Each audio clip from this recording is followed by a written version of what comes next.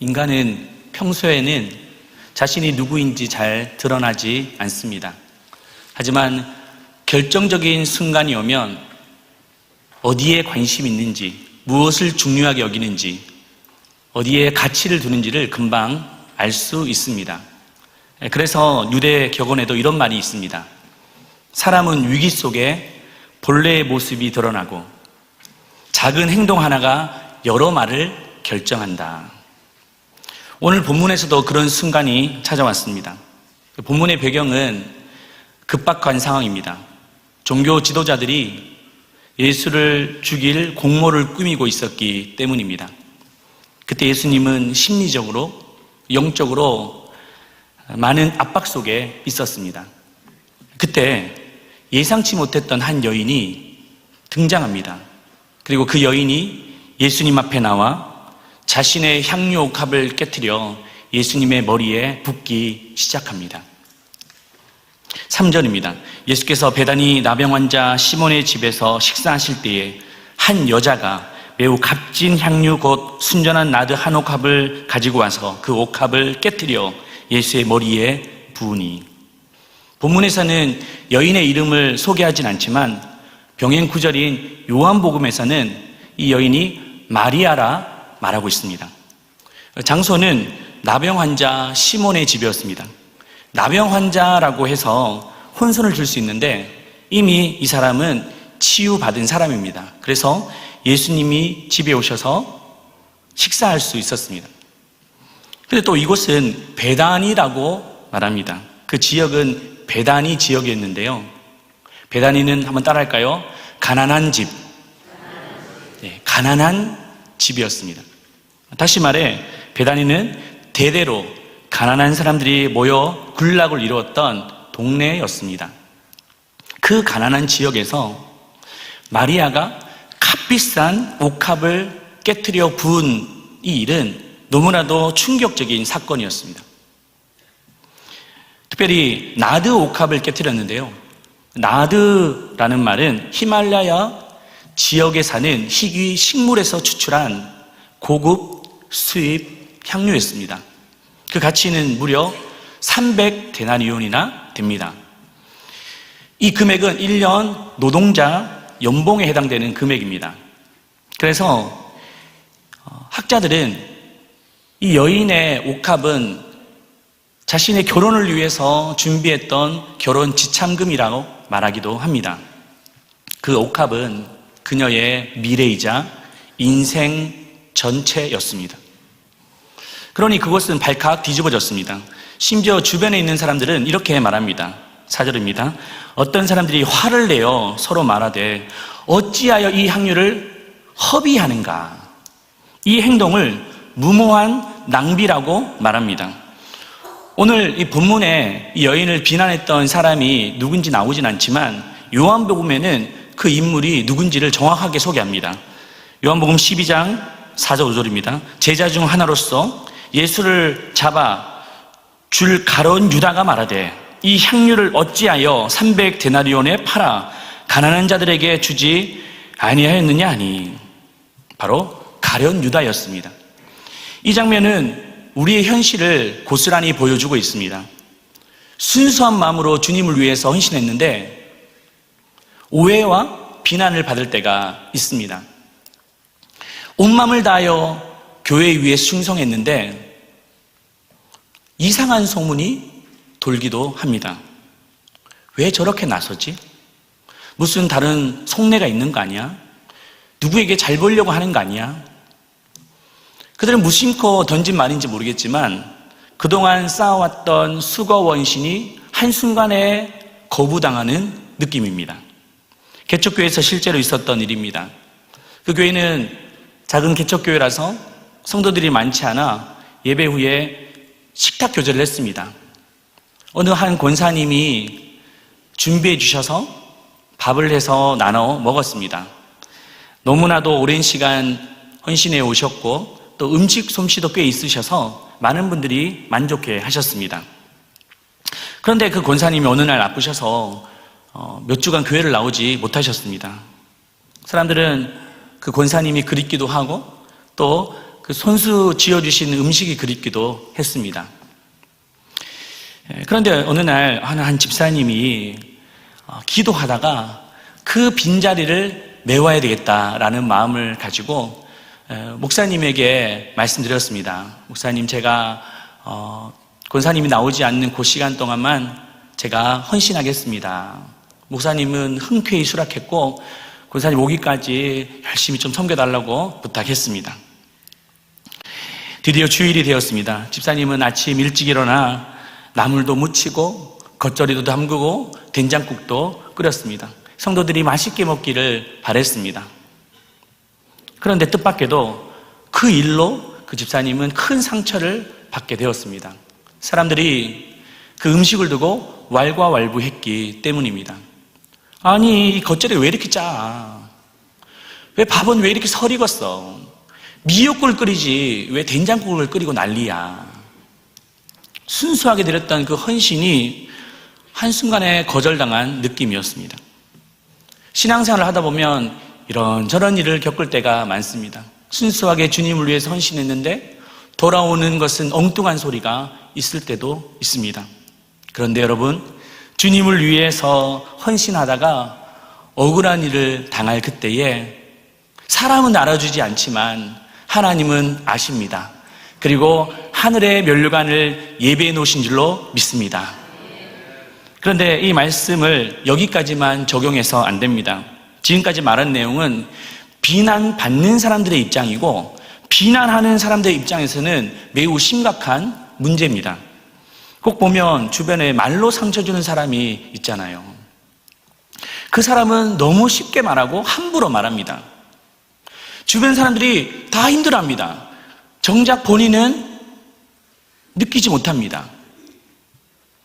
그러나 말은 그 사람의 인격을 나타냅니다. 부정적인 말을 하거나 비판적인 어조를 하는 사람은 스스로 자기가 교만한 사람이라는 것을 증언하고 있습니다. 가룟 유다가 그 대표적인 사람입니다. 그는 나름 명분이 있었습니다. 아니, 비싼 향유를 팔아 가난한 사람들한테 나눠주면 그들에게 도움이 됐겠지. 또 고아와 과부에게 도와주면 유익한 거 아니냐. 겉으로 보면 옳은 말입니다. 하지만 정말 그가 그 가난한 사람을 생각했을까요? 그렇지 않습니다. 왜냐하면 그 사람은 바로 도둑이자 사기꾼이었습니다. 요한복음은 이렇게 말합니다. 요한복음 12장 6절 말씀입니다. 이렇게 말함은 가난한 자들을 생각함이 아니요, 그는 누구라고요? 도둑이라. 돈깨를 맞고 거기 넣은 것을 훔쳐 가미러라. 그는 예수를 따를 때 불순한 목적을 가지고 따랐습니다. 돈을 위해서 따랐던 거죠. 특별히 그래서 그는 돈깨를 맡았는데 돈깨를 맡을 때도 이것을 훔쳐가려고, 빼돌리려고 했던 그 마음이 있었습니다. 마리아가 향유를 부을 때도 그 헌신을 보지 않고 그 300데나리온을 본 거예요. 그 저 돈도 내가 빼돌려야 되는데 사라지니 분노가 그에게 나왔던 겁니다. 우리도 신앙생활 하다 보면 경계해야 될 사람이 있습니다. 누구냐면 말로 사람들을 현혹하는 자예요.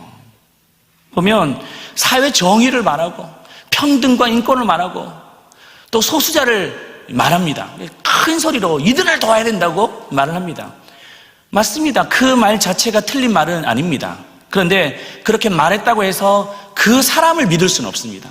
왜냐하면 그렇게 말하는 사람은, 그렇게 강조하는 사람은, 진심으로 그것을 원하는 사람은 소리치기 전에 먼저 그 약자와 가난한 자, 힘든 자에게 이미 가 있습니다. 그래서 그 사람이 소리칠 때 그 사람의 말을 검증하는 시간이 필요합니다. 교회에서도 마찬가지죠. 막 큰 소리 치면서 막 이렇게 된다고, 나는 이렇게 할 거라고 막 소리 지릅니다. 근데 그 또한 위험합니다. 검증할 시간이 필요합니다. 또 하나는 계산적인 사람도 조심해야 됩니다.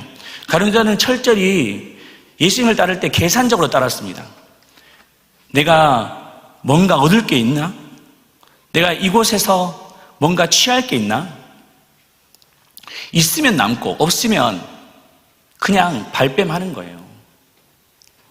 결국 가룟 유다는 마지막에 은 30으로 예수님을 팔게 됩니다. 그런 계산적인 사람은 마침내 그 속내가 드러나게 될 것입니다. 예수님은 그런 가룟 유다를 보시면서 이렇게 후회하십니다. 마태복음 26장 24절, 인자를 파는 그 사람에게는, 가룟 유다를 말하죠, 화가 있으리로다. 그 사람은 차라리 태어나지 아니하였더라면 제게 좋을 뻔하였느니라. 그렇다면 향유를 부었던 이 마리아에게는 어떻게 평가하고 계십니까? 우리 8절 말씀 같이 읽겠습니다. 그는 힘을 다하여 내 몸에 향유를 부어 내 장례를 미리 준비하였느니라. 예수님은 이 여인의 행동을 무모한 낭비라고 하지 않고 거룩한 준비였다라고 평가하셨습니다. 실제로 이 사건 이후에 예수님은 종교 지도자들에게 잡힙니다. 본디오 빌라도에게 고난을 당합니다. 살이 찢기고 피를 흘리시면서 십자가에 못 박히셨습니다. 예수님이 병자를 고치시고 기적을 행할 때 수많은 무리가 따랐습니다. 그런데 정작 예수님이 우리의 인류의 죄를 지고 십자가에 못 박힐 때는 아무도 그 곁에 있지 않았습니다. 장사도 준비하지 않았습니다. 하지만 단 한 사람, 바로 마리아가 예수님의 구속사역을 준비했었습니다. 그렇다면 똑같은 사건을 두고 이렇게 다른 평가가 내려진 이유가 무엇일까요? 그것은 바로 가치 판단의 기준이 달랐기 때문입니다. 먼저 가룟 유다의 가치는 돈이었습니다. 그는 평생 돈을 위해 살았습니다. 그래서 향유가 부어지는 그 모습을 보면서 저 돈 300데나리온만 생각했던 거예요. 그것은 무모한 낭비다라고 말했습니다.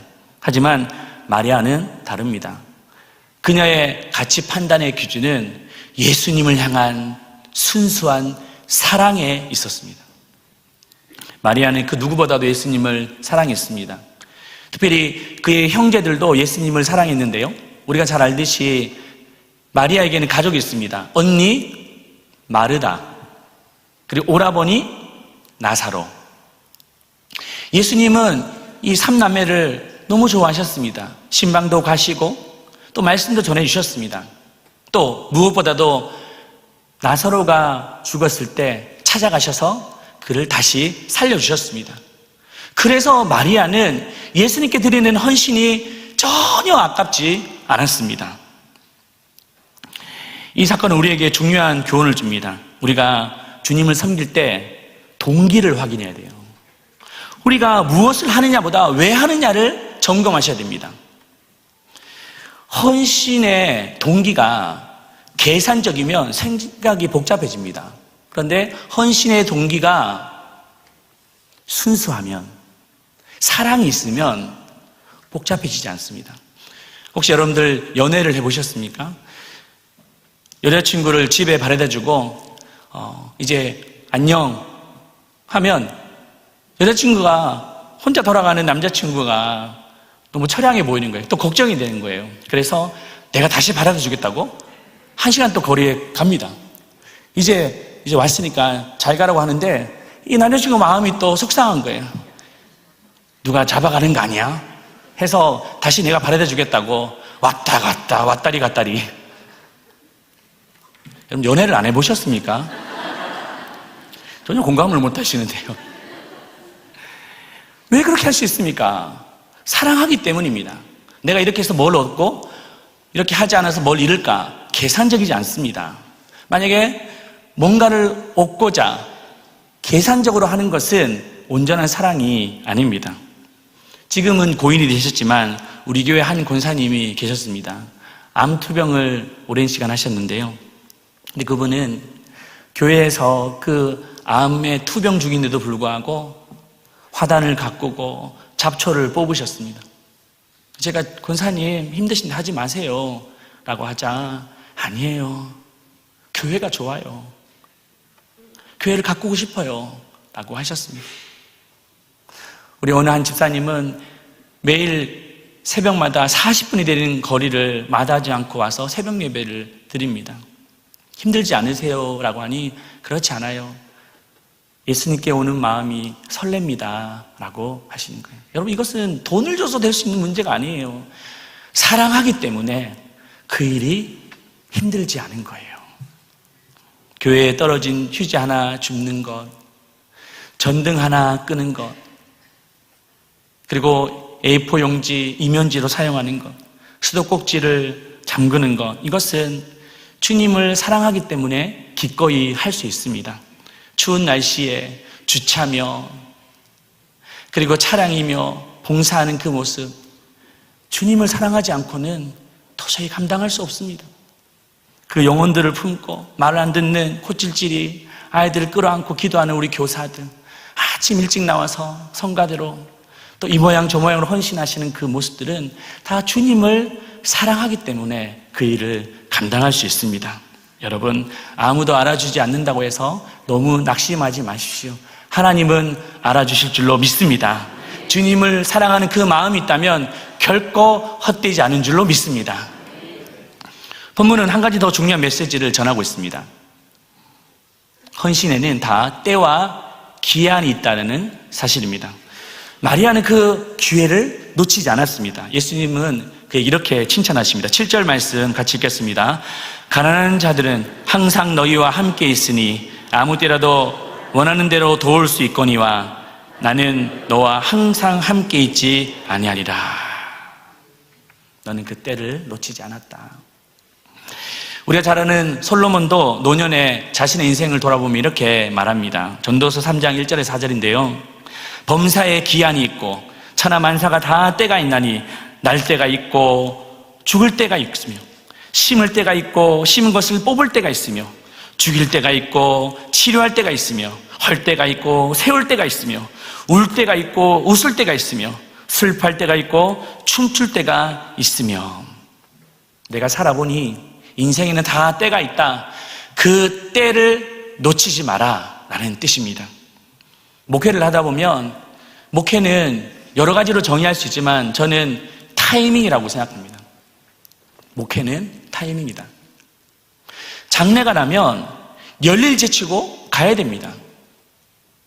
성도가 다쳐서 입원을 하면 모든 일 다 내려놓고 가서 기도해 드려야 됩니다. 물론 요즘 코로나 때문에 병원이 닫혀 있는 경우는 어쩔 수 없지만 위로가 필요한 성도들에게는 위로를 전해야 됩니다. 때로는 견책이 필요하면 견책도 해야 됩니다. 근데 그 타이밍을 놓치고 훗날 괜찮으세요? 몸은 어떠세요? 말하면 전혀 공감이 되지 않는 거예요. 여러분, 마찬가지로 우리의 헌신도 이와 동일합니다. 다 헌신할 때가 있는 거예요. 그 기한이 있습니다. 그 때를 놓치면 하고 싶어도 할 수 없습니다. 섬기고 싶어도 섬길 수 없는 거예요. 부족하지만 주님을 위해서 그 때를 놓치지 않고 섬길 때 하나님께서 기뻐하실 줄로 믿습니다. 20세기 초 영국 어느 교회에서 부흥회가 열렸습니다. 이 부흥사는 성도들에게 정말 주님을 위해서 헌신하고 싶은 분들은 이 강대상 위에 올라와서 기도하자고 초청했습니다. 사람들이 그 말씀에 움직이며 이곳 저곳에서 나오셨습니다. 근데 저 뒤에서 휠체어를 끌고 어렵게 혼자 낑낑대며 강단에 왔습니다. 알고 보니 그녀는 하반신 장애가 있었습니다. 그는 조심스럽게 이렇게 말합니다. 목사님, 저 같은 반쪽짜리 사람도 주님께 쓰임받을 수 있습니까? 그때 이 목사님이 이렇게 말했다고 말합니다. 온전한 몸을 가지고 반쪽짜리 헌신하는 것보다 비록 반쪽 몸이지만 온전히 헌신하시는 당신을 기뻐하십니다. 그 사람이 바로 구세군 창시자 윌리엄 부스의 딸 마리스 부스였습니다. 헌신의 기회는 누구에게나 주어집니다. 하지만 그 기회를 잡는 자들은 소수입니다. 여러분, 어떻게 하시겠습니까? 어떤 분들은 나는 성숙하면 하겠다, 시간이 많으면 하겠다, 여유가 있으면 하겠다라고 말합니다. 하지만 절대 할 수 없습니다. 자신의 시간표를 짜놓고 살아가면 주님의 시간표가 우리 안에 들어올 수가 없습니다. 하나님은 우리에게 지금 말씀하십니다. 이 자리에서 말씀하십니다. 그때 여러분 기꺼이 주님 앞에 순종하여 값진 은혜를 누리시기를 축복합니다. 만약에 우리가 그 기회를 놓쳐버리면 어떻게 될까요? 가룟 유다는 오늘 10절, 11절 이렇게 말하고 있습니다. 12 중에 하나인 가룟 유다가 예수를 넘겨주려고 대제사장들에게 감해 그 기회를 찾더라. 예수를 이용할 기회만 찾은 거예요. 결국에는 팔아버렸습니다. 예수가 이용의 대상이 된 거죠. 내가 필요하면 찾고 필요 없으면 버리는 겁니다.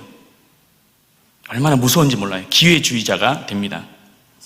예수님은 부족해도 작은 헌신이지만 주님을 위해서 드리고자 할 때 하나님은 기뻐 받으십니다. 강해 설교학의 아버지인 헤던 로빈스는 이렇게 말했습니다. 하나님께 쓰임받는 사람은 재능이 많은 사람이 아니라 결정적인 순간에 자신을 드릴 줄 아는 사람이다. 사랑하는 여러분들, 마리아의 헌신처럼 그 때와 기한을 놓치지 말고 헌신함으로 주님이 착하고 충성된 종이라고 칭찬받는 우리 모두가 되시기를 축원합니다. 이제 말씀을 정리하겠습니다. 결론적으로 마리아가 예수님께 이렇게 향유를 부었을 때 어떤 축복이 주어집니까? 우리 요한복음 12장 3절 말씀 마지막으로 같이 읽겠습니다. 마리아는 지극히 비싼 향유 곧 순전한 나드 한 건을 가져다가 예수의 발에 붓고 자기 머리털로 그의 발을 닦으니 향유 냄새가 집에 가득하더라. 온 집안에 향기가 가득 넘쳤습니다. 이것이 바로 우리가 살아가야 될 삶이지 않습니까? 저는 개인적으로 장례식장에서 장례 예배를 드리는 것을 힘들어합니다. 물론 천국에서 다시 만나지만 함께 신앙생활 하시는 분이 이 땅에서 볼 수 없다라는 생각 때문에 집례하기가 너무나도 어렵습니다. 그런데 또 한 가지가 무엇이냐면 장례식장 가면 뭔가 모르게 나는 그 냄새가 너무 불편해요. 그게 향냄새인지 뭔지는 모르지만 그래서 참 어렵습니다. 그런데 어느 성도님의 장례식에 가면 그런 냄새가 나지 않습니다. 오히려 너무나도 좋은 향수가 납니다. 도대체 여기 뭐 향수를 뿌렸나 싶을 정도로 너무 향기가 나는 거예요. 이상하다. 그리고 예배가 마쳐지고 집으로 돌아오면서 혼자 생각을 해봅니다. 왜 이분의 빈소에는, 장례식장에는 향기가 나지? 가만히 보니 그분이 살아왔던 생애가 향기로운 삶이 있었던 거예요. 그러니 그분이 이 세상을 떠나도 그 빈소는 여전히 그 향기가 남아 있었던 겁니다. 여러분들의 인생은 악취가 있습니까? 아니면 향기가 나고 있습니까? 우리 마지막 주님 앞에 설 때에 향기로운 인생이 되겠습니까? 아니면 냄새나는 인생이 되겠습니까? 그것은 바로 우리가 주님 앞에 드리는 그 순수한 헌신을 드릴 때만 가능합니다. 여러분, 우리는 주님을 위해 헌신할 때 사람들은 무모한 낭비다라고 말할지 모르지만 하나님 보실 때는 거룩한 준비인 줄로 믿습니다. 다시 오실 주님을 준비하며 거룩한 낭비가 되시기를 주님의 이름으로 축원합니다.